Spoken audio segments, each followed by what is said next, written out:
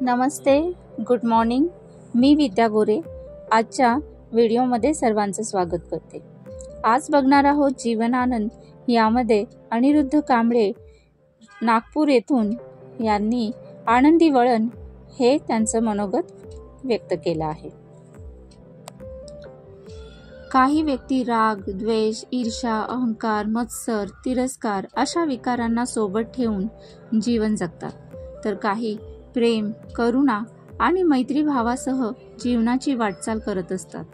या सर्व बाबी अनुवंशिक, कौटुंबिक पार्श्वभूमी अर्थात वातावरण या माध्यमातून किंवा पद, प्रतिष्ठा आणि संपत्ती आल्यावर व्यक्तीत निवास करीत असतात.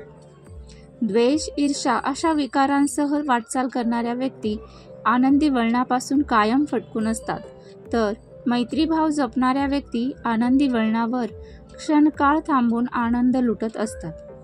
आनंदी वळणं रोजच्या जगण्यात आपल्या दृष्टीस पडतात.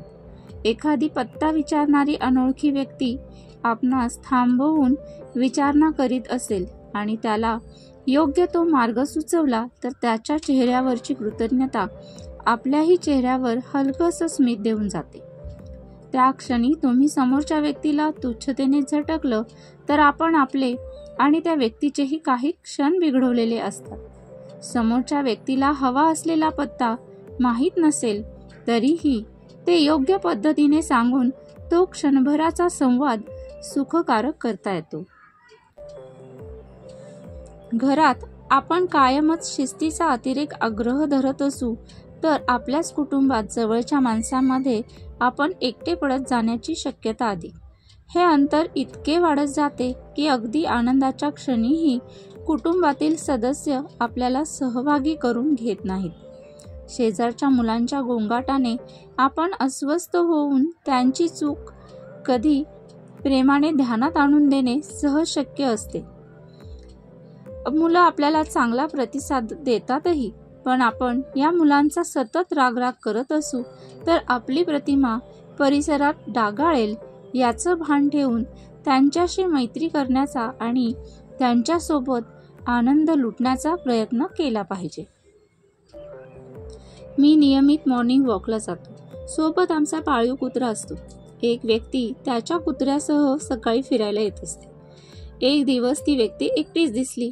मी सहजच विचारले, आज एकटेच? त्या व्यक्तीने सांगितले, आज त्याचा मूड नव्हता.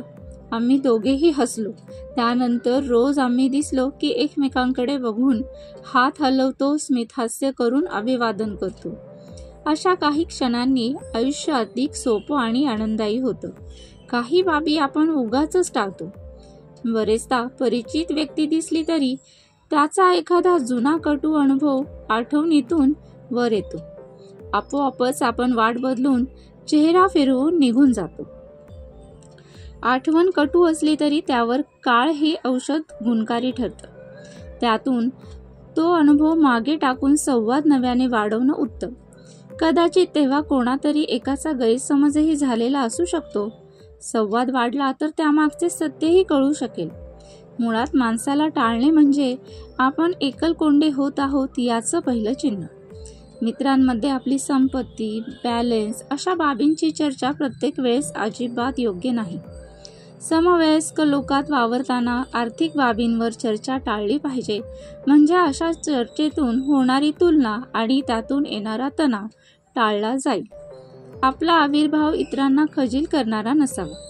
मित्र, नातेवाईक यांच्या मैफलीत मी आणि मीच बोलणार असा आपला खाक्या असेल, तर कालांतराने आपण त्यातून वजा होत जाऊ. आपण आपली चेष्टा, मस्करी सहन करू शकत असू, तर आपण कुठेही सहज मिसळू शकतो. खरे तर आपणही आपली चेष्टा केली पाहिजे. हास्य विनोद होईल याकडे आपला कल असला पाहिजे. अशी साधी साधी वळणं आपल्या जीवनात रोजच येत असतात.